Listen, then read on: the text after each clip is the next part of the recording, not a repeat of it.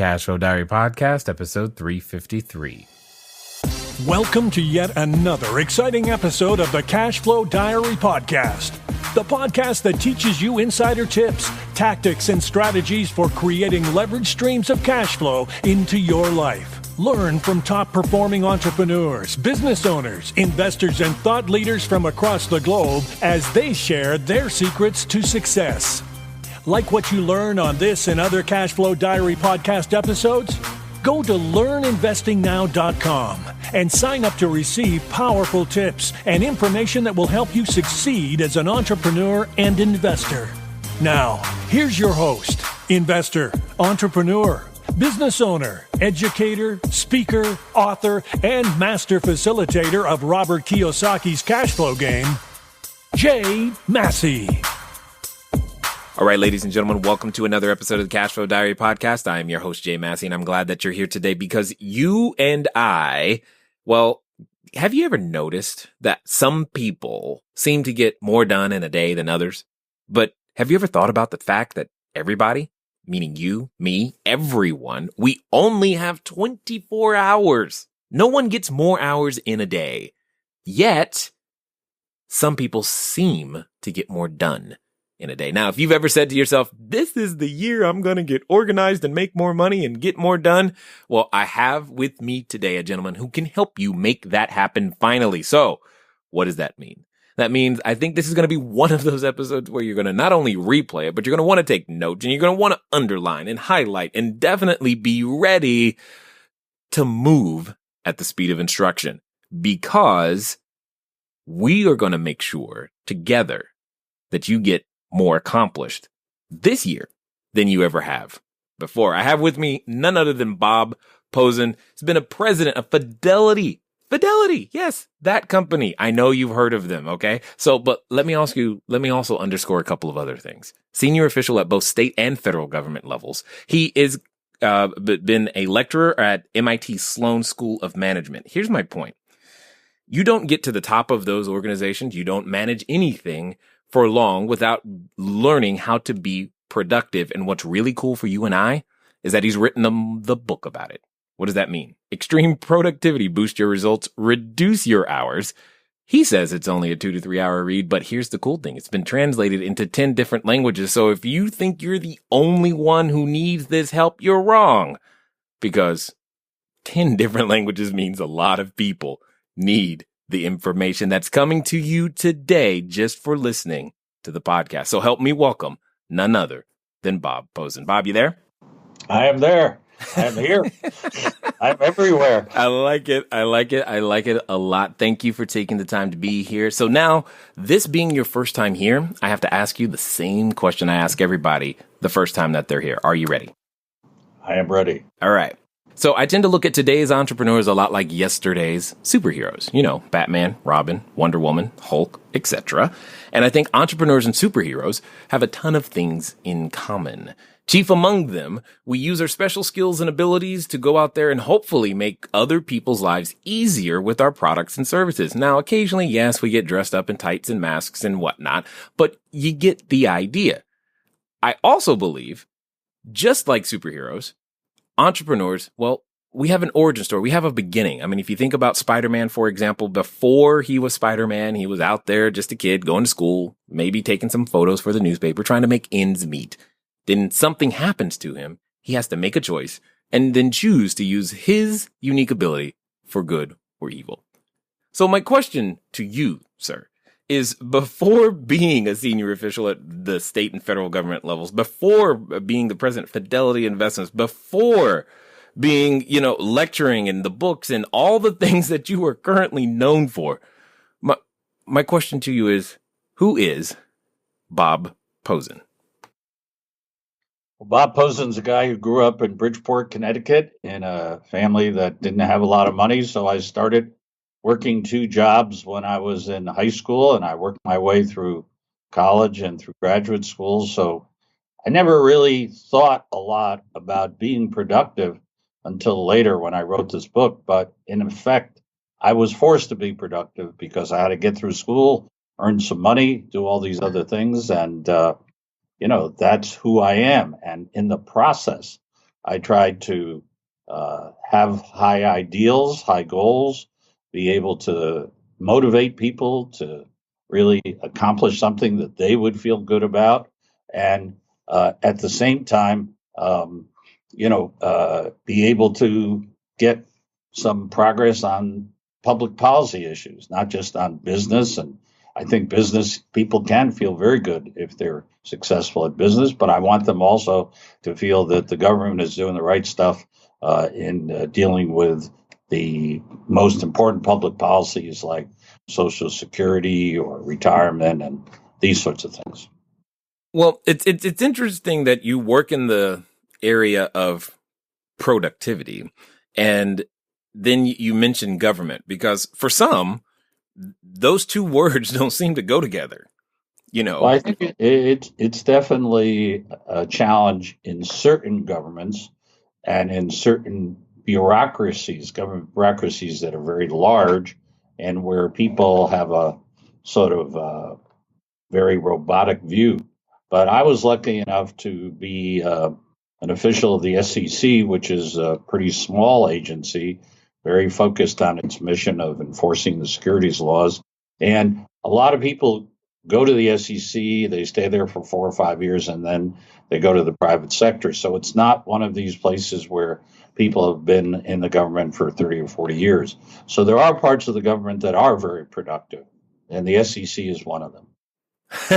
Okay, this is awesome. All right, so let's take us through the journey. Like, how does one, I mean, in my estimation, in the years that I've been around, very few of us just wake up hyper productive individuals or born, quote unquote, that way. So what was the journey from, high school to realizing, hey, I got to, find a system or a way to process my day, and minutes are special and precious, and making sure that I can get the most out of every hour that I've been given and gifted? Well, as I said, if you're working a few jobs, and, I was on scholarship at Harvard, so, there's some pretty smart people there, so you got to be on your toes. So it takes a lot to do all those things. So you get used to that. And then when you get into business and you get promoted and you're running a large business, you then realize that you've got to be able to pick the right people, to delegate, have a much different concept of productivity. And in the end, I wrote a piece for the Harvard Business Review, and I handed it in to the editor, and the editor said to me, "You're the only person who hands in their articles on time and within the word limit. And it appears at the time that you're teaching a full load at a top business school." And at that time, I was also executive chairman of a $300 billion asset manager. And he says, "We want to know what your secret juice is." Right. Gave this interview and it went viral. And that's how I came to write the book. I never thought of myself as a productivity expert. I thought of myself as a person who just tried to get a lot done in whatever area I was working. And then I realized through this interview and the reaction to it that there was a hunger among a lot of people to really figure out what are the basic principles here and how can I improve my own productivity. So that's what I did. Yeah, that's amazing. I mean, I think it's often for that superhero / entrepreneur's journey where we don't realize what magic sauce we might actually have until someone else comes and tells us, "Hey, no, that's special. You don't understand. Not everybody can do what you do." And we may take it for granted, not even understanding, that it's something like that. So I guess my question then becomes, when it comes down to being productive, at the beginning, at the top of every year, many of us make that decision. I'm going to get more done. I'm going to be organized. I'm going to finally make it happen. But yet for many, quote unquote, life, kids, soccer, something distracts from these new goals. And suddenly, we find ourselves 2 months later, just back in the same old rut and still feeling like there's not enough time. What would you say is the best way to begin that process? I mean, this is an entire transformation you're talking about. Well, I think the way to begin is to start really forcing yourself to articulate and put down in writing what your priorities are, both personal and professional. Mm. And that gives you a chance to focus. But the problem is that when most people do that, it's very abstract and it's sort of like, well, next year I'm going to do this. So, what I've proposed, and I actually have a notebook that I've put out that's put out by the Wall Street Journal now, that sort of says, let's take your diary, your sort of daily schedule, and let's reformulate it. Let's not just put down, all your appointments, all your meetings, etc. Let's have the page divided in two. On the left side, let's put down your appointments, your meetings, all this stuff. But on the right side, I want you to put down what you want to get out of this. Most people go through the day essentially responding to other people's requests, to other people's demands. At the end of the day, they come home and they say to their spouse, I've worked really hard. But I don't know exactly what I've accomplished. And the reason is because they're not accomplishing what they're trying to do. They're basically following directions from others. So that's the first thing you need to do, is to really integrate what you think are the biggest priorities for you into your daily schedule. Got it. So now there's a lot of people listening, and myself, I'm going to put myself into this category, sir. I am the quintessential fire, aim, fire again, then aim, then get ready and fire one more time kind of guy. That's just kind of, that's what I default to. I default to moving forward. And what it sounds like is you're saying is, stop and plan a little bit first. In fact, I would urge people the night before to go over their schedule for the next day and to see what's on it and what they want to hope to get out of it by the end of the day. The other thing that I strongly advocate is, if you're working with groups, and I'm sure a lot of people on listening to you are managers of group, you have to do more than just say to the group, I want to get this done or want to get that done. You've really got to get to the group to agree on what I call the metrics for success. That is, if you say you're in a company and you say, well, what we need to do is to improve customer service. Well, who's against improving customer service? Almost nobody. But if you then think about, well, how are we going to know in a month whether we've done that or not? Well, there are lots of different ways you can think about that. Mm-hmm. You can think about that by answering the phone faster, reducing the number of mistakes. You can think about that as going out and seeing clients. So you got to get away from these general abstract notions and get really to the discipline of creating success metrics. Those make very concrete what you need to aim for. And then people will know at the end of whatever the time period is, week, a month, 3 months, they'll know whether they've actually been successful. So if you're running around like a crazy man, that's not going to help. You got to focus on the metrics. My understanding and my research has all said the same thing. You got to get people away from these broad and somewhat platitudinous objectives. And the way you do that is by saying, how are we going to know whether we've succeeded? Those force you to be much more specific. Got it. Now, there are two things you said here, and I want to dig in on one of them first, because, and you just said the night before, work on the next day. And I'm just like, hold on. That's really near term. You're not talking like trying to plan out my, months or years ahead of time. You're just saying I guess I would say first you start off by having yearly goals and yearly metrics. But then those, for a lot of people, they're too broad, they're too abstract. I want you every week to sit down and say, this is my schedule for the coming week. This is what I hope to accomplish. And then as each day goes by to see what you've accomplished and check it off and what you have to do for the next day and really work through that on a day-to-day basis. Got So it. I agree, you can't start on a day-to-day basis, but you have to translate those general. It's so easy to say, oh, yeah, I'm going to be more organized, or I'm going to spend time with my kids, or I'm going to, write 3 articles, or I'm going to, finally finish my PhD thesis, but you got to translate that into much more specific steps. Okay, so let's talk about that for a second, because you said specifically when working with a group, but I also hear it sounds like if the group is a group of one, meaning just ourselves, those metrics are still important. Who gets to define what the metrics are?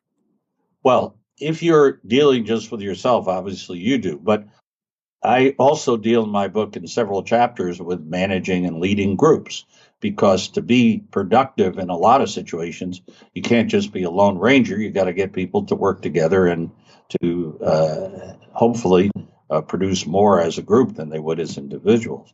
So if you're the manager of a group, let's say you're a manager of a group of 10 people, you as the manager have the right to set the general objectives, because you're tied into what the whole organization wants to do and where this whole strategy is going.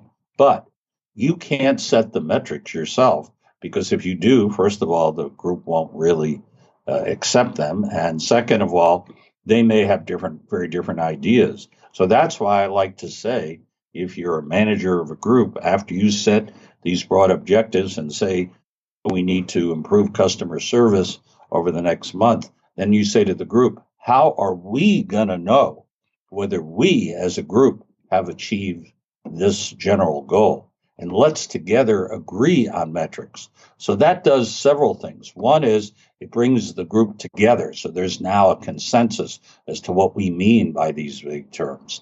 And second of all, these people feel they're not being ordered around. They feel like I call it, own their own space.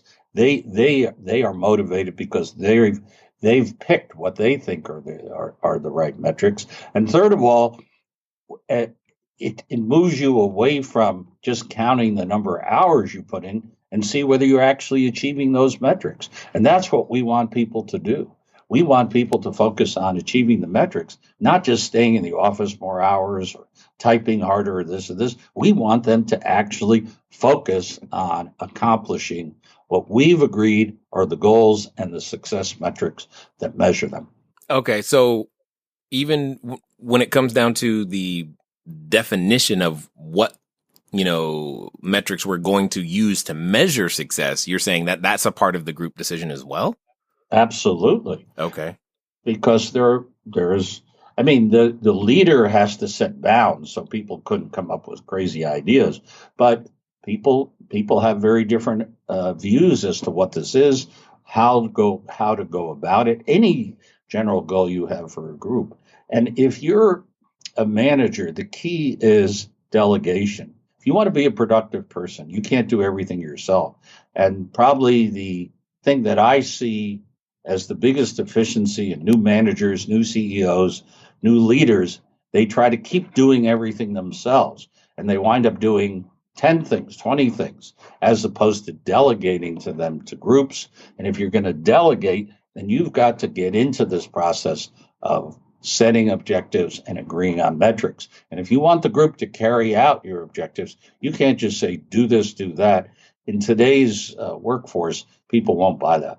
Well, okay, you're bringing up something that's kind of sensitive for nearly every entrepreneur listening or would-be entrepreneur, because when confronted with this, there's often but I can do it cheaper. I can do it myself. Why do I need to delegate it? Well, it all depends on how much you want to do. Like what usually happens is the entrepreneur starts off with a fairly small company and a volume and everything. But then as it grows, many of these people try to say, okay, I'll just do more and more and more. And then they wind up staying up all night and doing all this stuff, and the quality goes down. And at some point they crash. And everyone knows that there's a big difference between a successful entrepreneur and somebody who's successful at building a large organization. And that's the transition that I'm talking about. And, if I've seen new CEOs say, okay, here are the three most important goals that we have for this organization. Let's see who should do it. Well, here's goal number one. I'm the best at doing that, so I ought to do that. Goal number two, I'm the best at doing that. I ought to do that. And goal number three, I ought to do that. So, but then they've set a real limit on how big that organization is going to be.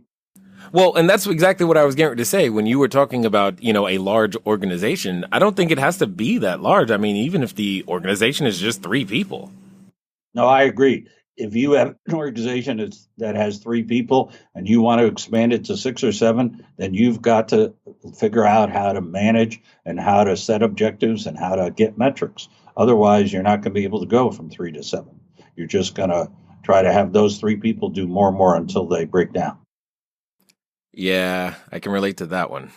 So let me ask this, because this is also something that I've done myself and I've seen happen where, I can go through all this planning, right? And when someone actually convinces me to stop long enough to try to put together a strategy, here's what I've always seen. No matter how long I plan, how well I plan, no matter how much thought I feel like we've put into it, no matter what happens, the moment we begin execution, it feels like everything changes. So at the same time, it's like, why bother planning? It's all going to change anyway. What would you say to those of us who feel that way?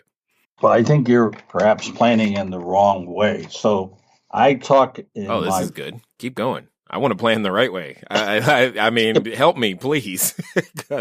How do you do relatively large projects? So a lot of people do what you do. They sit down, they try to think about it, they come up with a strategy, they go and do all this research, they gather this data, everything, it all gets mushed together, and then they hopefully try to synthesize it, a month later or 2 months later. So my idea of doing big projects is just the opposite.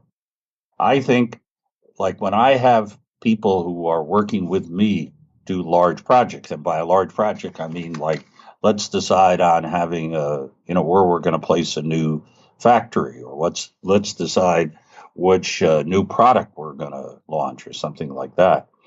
I want them to spend 2 days really researching that and really thinking about that, and then to come up with, from a bottoms-up point of view, to come up with critical factors or preliminary conclusions, these sorts of things that will say, well, on the basis of these 2 days, I now think we ought to go in this direction, but there's that alternative, etc. And the idea is not to reach a final conclusion and not to think you're going to do that, but to have a process. And so you start with that, and then let's assume it's a 4-week project. At the end of every week, you sit down and say, well, let's see how much more I've learned, and let's see if we can't change these things and conclusions and really force ourselves to bring it forward. So by the time you get to the end of the month, you've really gone through this process several times, and it's just much, much more effective. Why? Well, first of all, it's a bottoms-up process. You're not trying to just sit there and philosophize and think in your mind. It's an empirical process by which you're trying various things out and seeing whether they work or not. Second of all, it's an iterative process, meaning that you're trying things out, and you know from the very beginning that you're going to change them. You're going to change these things. And third of all, this process forces you to focus on what are the critical variables and what are the critical facts. Otherwise, a lot of people, they start off, they think about stuff, they get 3 weeks down, and they realize that they haven't really focused on the critical facts or the critical variables because they've been running so hard. And so this is a very different way to go about a process, and a much more successful way. What I'm hearing is that fundamentally, while it feels, at least to me, I'm someone who scores high in on the Colby with quick start and in any sort of moving thing. That's just clearly where I come from. But it just sounds like you're just trying to be more purposeful with the direction of the energy or limited resources that may be present. So instead of having to do it over start, you're just trying to catch things before they happen, or you're just trying to move so that it's successful the first time. Is that close to the idea? Or, I mean, I don't understand. I think that's partly right, but I'm also trying to say that you shouldn't expect this process to be successful in the first iteration. What you need to do is realize in any project that's fairly big, it's going to take a number of different steps to get there. So what you want to do is, let's get the quick start and try to learn as much as we can, but let's set things up so that we systematically revise what we're doing every week. We systematically learn from these things. Mm-hmm. And so we don't expect to get the answer in the first step. We expect to set up a process by which we gradually move towards synthesis, but we don't get there right away, and we never expect to get there. See, a lot of people who are the quick starts figure, well, here, I got the answer. We're going to run with it. I'm just the opposite. I say, yes, you should try to think about whatever strategic considerations and do the best you can, but you got to realize that no matter how well you think through things in advance, when things actually start to move, they're going to be different, and you're going to learn a huge amount. So you want to structure the process so that you learn at each step and don't assume that you've got it all right at the beginning. That's the difference. Well, okay, so there's two things then that comes up for me as I'm listening to you. One, there's the proverbial, okay, I'm going to, philosophize and think before I take action, and that can be an endless cycle before you actually start moving. And then there's the I'm not going to start moving until I can understand and see the entire process, and both of those drive me nuts. So help me out. Yes, nuts. I try not to go nuts too frequently, but here's the thing. There's a part of time to plan. There's a time to just take action. But most importantly, you may have even heard once or twice that everybody has a plan until they get punched in the face. Well, it is what it is. Here's the point. You got to be open to the destination, but yet don't get sold on one particular pathway to get there. Here's my point with that. Cash flow, it's changing in the real estate world, and it's going in many different places. You need to stay on top of it. One of the new places that we've found is short-term rentals. As you may know, if you're following us on Periscope or in Facebook Live, we've been talking about it a lot. And what's been really interesting is the results that many people have been able to generate. So if you want to be one of those people, or if you want to know what's going on in the short-term rental game, go over to cashflowdiary.com/coming soon. Again, that's cashflowdiary.com/coming soon, because coming soon to a computer near you is some training related to short-term rentals. Anyway, let's get back to the rest of the story. I'm against that. I'm saying, well, it depends on how you define entire process. I'm saying, first of all, you in the first part, you don't philosophize forever. You don't procrastinate forever. You break things up into parts, and you start with as much information and as much thinking as you could reasonably do. But second of all, but hold on. How do you know when that is? How does one know when that is? How does someone who's stuck in that cycle go, okay, now this is enough, and I just need to be okay with that and move forward? 2 days. Okay. 2 days. People always tell me they can't do this because they don't know anything about this area.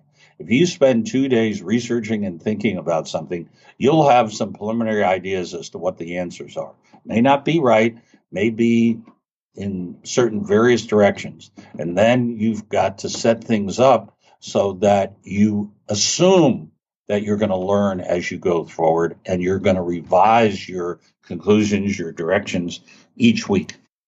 Okay, I like it. And then what about the person who doesn't want to move until they can see the entire process? And by that, I mean, there's a number of people that I work with who they won't even write the offer for, say, their first property or begin their ideas for their business until they can see completely and how they're going to get to, and I'm just going to be ridiculous for a moment and say their first 6 figures or 7 figures, they won't even get started so that they can begin that refining process. They're being very naive and very unrealistic. Everyone who's ever run a business or started a new organization or been an entrepreneur understands that you can try to identify the critical factors, you can try to see the path, but once you get out in the real world, things are going to change. So that if you wait till you have that full path, well, you probably will procrastinate for months and maybe even years. So the key is, and I deal with procrastination in the book because I think the perfectionist is procrastinator. And I'm saying, don't do that. I get it. Yeah. Get your business plan and then realize that it's going to get changed. And set up the process so that you can systematically revise it and learn as you try out various things. That's the way you get success. I mean, I've developed a lot of new financial products in my life, and, some of them look great when we started and were flubs. Others, were barely, ready to try out and turned out to be huge successes. There's a limit to how much you can figure out in advance. Yeah. So then I guess let me ask this question for someone who might be thinking it. Has there ever been a time where what you planned is exactly what happened? Almost never. Okay. Yeah, I didn't think so. I didn't think so. That's accepting the process, accepting the reality and taking advantage of it. That's the key. I call this sometimes, start at the end, meaning, get as far as you can, but then set up the process, compartmentalize it, and get into that.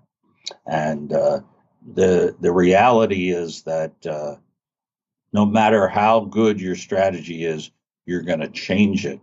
And there are just so many examples of people who radically changed it. But even if you're not radically changing your strategy, you're really modifying it intelligently and understanding that until you get out there in the field and get out there with clients and get out there with products, you only know a limited amount about what's going to happen. Yeah. So let me ask you this then. What would, you've worked with a lot of people. This is not a subject that's new to you. What would be, if I asked you, like, the top 3 things that rob the average American person or entrepreneur of their ability to be productive? What's in the way? Well, I think we started to talk about, so one of them that's in the way is procrastination. And I believe that almost everyone is a procrastinator to a greater or lesser degree, meaning when they get to a hard part, they don't want to do it. They sort of shy away from it. It's too big. It's too mammoth. So you've got to break the problem in parts, start off with a relatively easy part, and start to get going. And some people need deadlines. Well, divide the project into a lot of parts and pick up those. I'd say a second problem that I see characteristically is that people get overwhelmed with their own email, overwhelmed with the amount of information. Oh, man. Yes. Because, email is a great tool for productivity, but it's also like you see people who are like looking at their email every 2 minutes.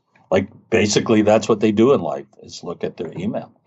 And what do? They try to look at everything. And so I have a several-step approach to email. First is try not to look at it all the time. Try to look at it every hour or two and try to keep yourself from doing that because it's addictive. We all know it's addictive.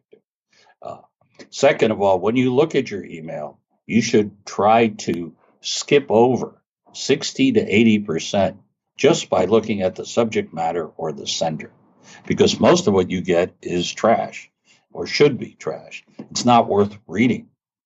And then the third point I have is when you get some email that's important, don't put it in some holding pattern. Don't say, oh, I'll get to this in a few days, because before you know it, you'll have 200 important emails that are tucked away in some hibernating facility. You know, there are only two things can happen. One is you'll forget about it entirely, and then, the email from the IRS, they'll come and possess your car. So that's not very good. The other thing is, in a week, you'll remember, hey, I had this email that I was supposed to send back this information to an important client or my boss or something. And then when you do it, you'll spend another half an hour trying to find it. And then when you send it to that person, they'll be ticked off that you took a week to do it. So I have this principle, I call it Ohio, only handle it once. I see. That's when you have an important email, only handle it once, right then and there. Answer it, and you won't worry. You won't spend any energy about whether you've answered all this stuff. And the person on the other side, who's an important person to you, will feel good about it. Yeah, so, I wish my inbox only had 200 important emails in it. That would be progress. Oh, I bet your email doesn't have 200 important emails in it. I'll bet you just haven't been tough enough with what's an important email. I like that. Well, email is by far the worst way to communicate with me. I have been known to go 2 or 3 days without looking at it, because I just don't want to look at it. That's for sure. So let me ask for those that are like me. But you could. What you need to do is set up a filtration system.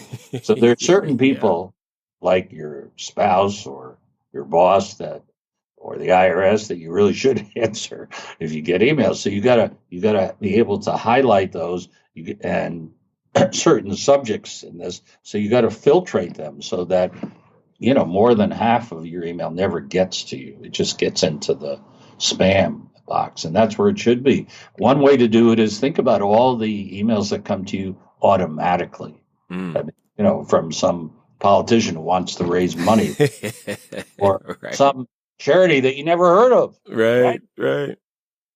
Welcoming you to their 9th gala that you don't even know what they're talking about. So, or some commercial thing that's trying to sell you, a super bunny or, some new type of lubricant oil for your car, and you don't even know what the hell it's about. Yeah. So I view as anybody who sends me an email by automation, I don't want to see it. It's out.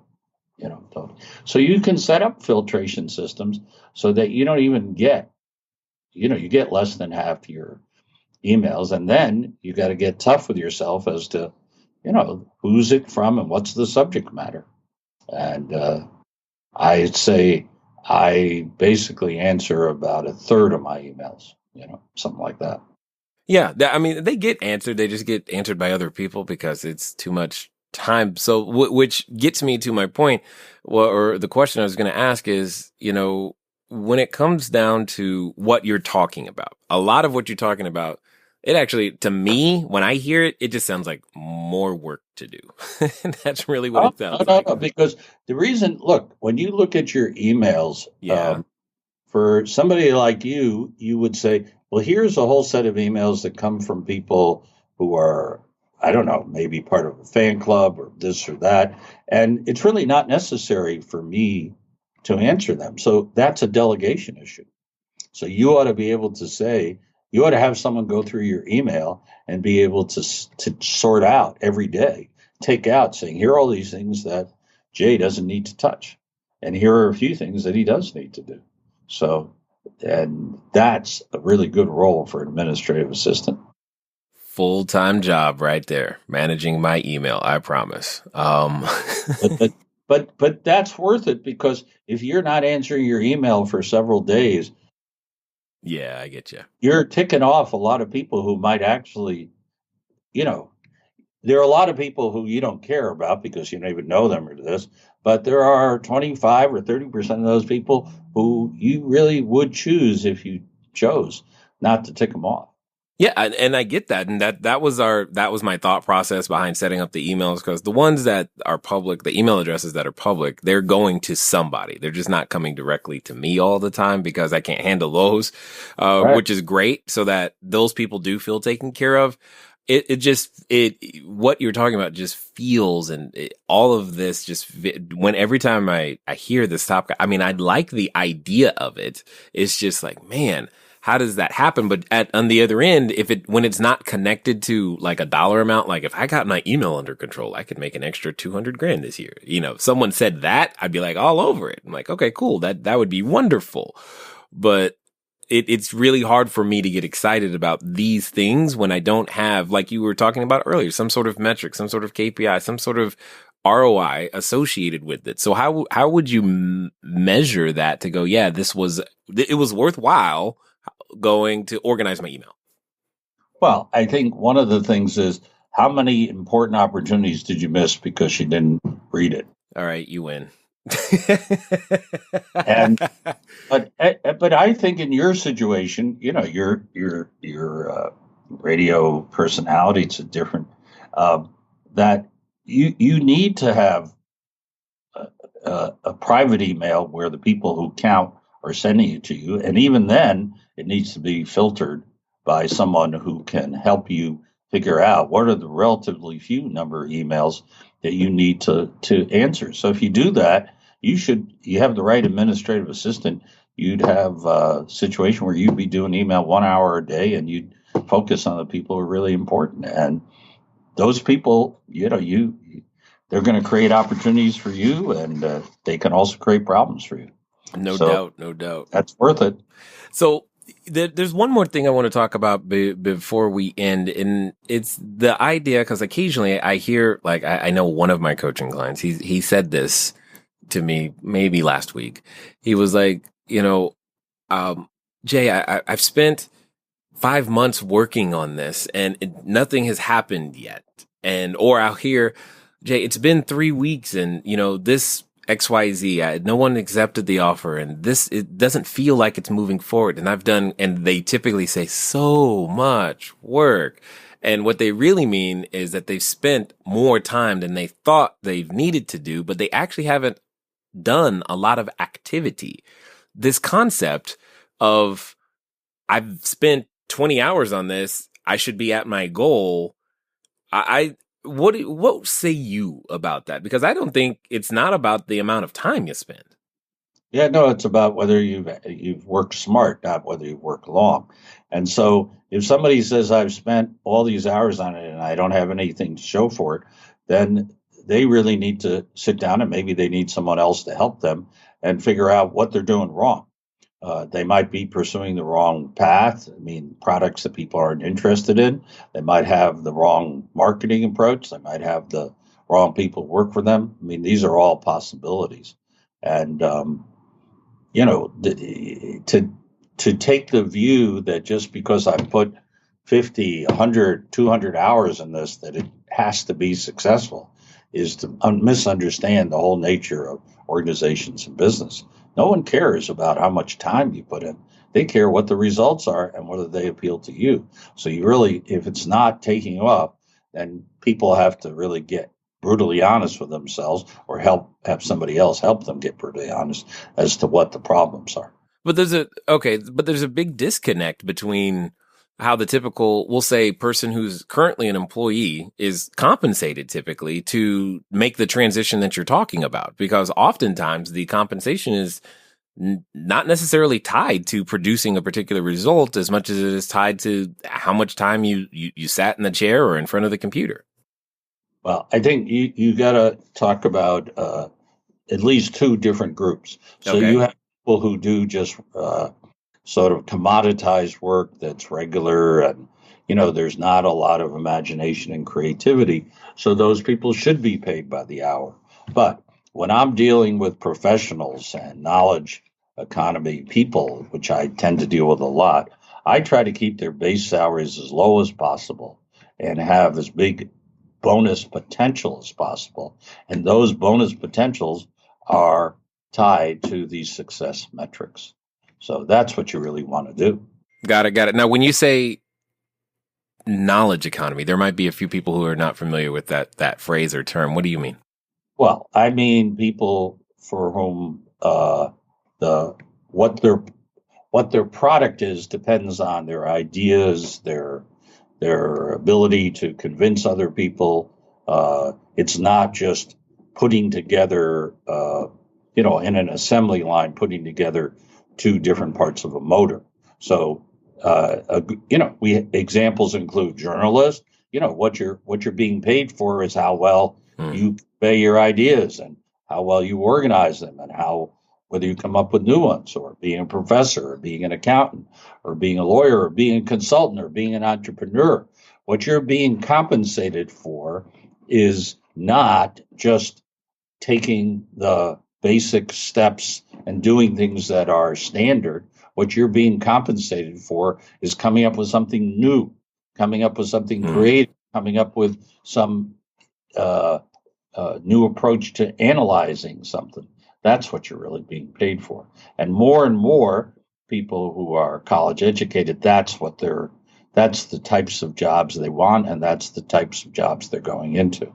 And as we see, robots are taking over some more and more of the commoditized work.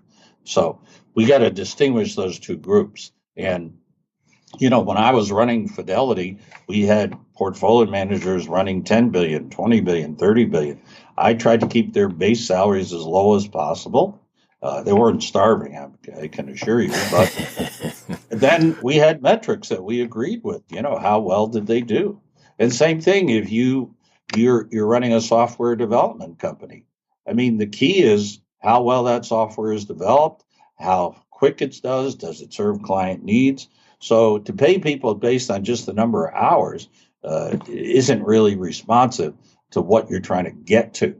And that's why you need to have success metrics. Now, if you just say to people, look, here we have a low base salary, and if you do a good job, we'll give you more, then it becomes very subjective, and people feel they don't get the bonus, you don't like them, it's very unfair, etc. But if you have success metrics that the group has bought into, in fact, they've helped develop them, then it's a very different story. Totally understood. Well, I know for those that have listened this far, they probably want to pick up more information, maybe even pick up a copy of your book, connect with you. But let me ask you this.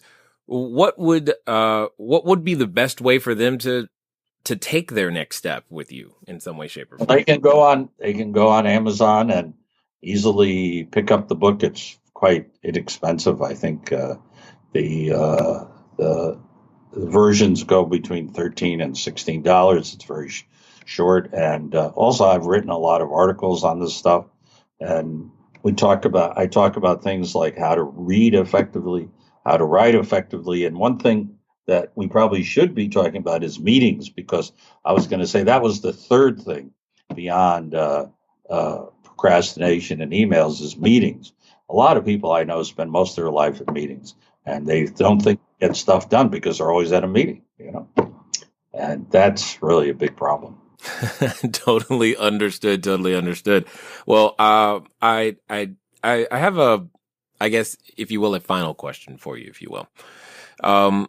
Let's pretend for a moment that someone listening is standing in front of what I would call the superhero outfit store. They think they want to become this entrepreneur. They're ready to make this change, get their business started, grow their business from 7 to 8 figures, 6 to 7 figures, whatever it is. They think they're ready for it, and they're standing in front of the store trying to get prepared to make this leap. However, in the back of their mind, they have, that voice that comes up and tells us what we can't do, why we can't do it, who are we to think we could do it. And for some people, they're even related to that voice. So my question to you, because I think your answer is going to be awesome. My question to you is, if you knew that they were actually going to do what you suggested in the next, say, 24 to 48 hours, what would you suggest that they do? Well, I believe that they ought to begin by formulating their business plan as to how to grow their business or expand it or whatever they want. But then they need to set up a process to feedback and revise that plan. So the first thing they ought to do is go to people who are experts in their area and ask them what they think about the plan and whether they think it will fly. And if not, what do they think are the strong points and the weak points? And then they ought to set up, whether you call it a beta test or this sort of thing, they ought to try it out. They ought to try out well, if this is the critical path for the expansion, let's try this out now with a small group of people and see whether they really are enthused about it. And if they're not, let's understand it why. Or if this is some new type of software system, let's talk to the people who are going to use it and see if you had this, is it really going to do it? So the way to overcome that voice within you is not to feel like you have to have it all done at once, but to start off with your business plan, get feedback from as many people as you can who are knowledgeable, and then try out various elements of it to see whether they work and be flexible so that you can change things if you're getting feedback that says this isn't working or that isn't working. So we're back to this is an iterative process, a number of steps, and your expectation isn't that you're going to hit the jackpot right away in 24 hours. Your expectation is that you're going to set up these steps and figure out whether or not what you're doing is really going to be successful. Absolutely appreciate that. I just want to be one of the first to say thank you for doing what it is that you're doing and helping all of us entrepreneurs, etc., get more out of our days, because again, time is one of our most precious assets, and you're helping us utilize it in a more efficient and productive manner. And I thank you for your knowledge, insight, and wisdom here and sharing it here with us today at the Cashflow Diary, sir. Well, it's great being with you, Jay. I appreciate your attitude, and it's a lot of fun. You have good questions, and it's been fun for me, and I'm sure it's fun for your audience. All right, ladies and gentlemen, you know what time it is. It's time for you to move at the speed of instruction. Well, what does that mean right now? Well, it probably means there's a book you need to go pick up, because you know, like I know, you've said some of the things you heard me say, right? You've said that this is finally going to happen for me. You know that the days have gotten away from you. You know you spend way too much time in meetings or your email. So go pick it up. Extreme Productivity, boost your results, reduce your hours, because if nothing else, you'll get more done and likely, finally, invest more time with your family where it really counts. It's been fun talking to you guys today. I look forward to talking to you soon. Until next time.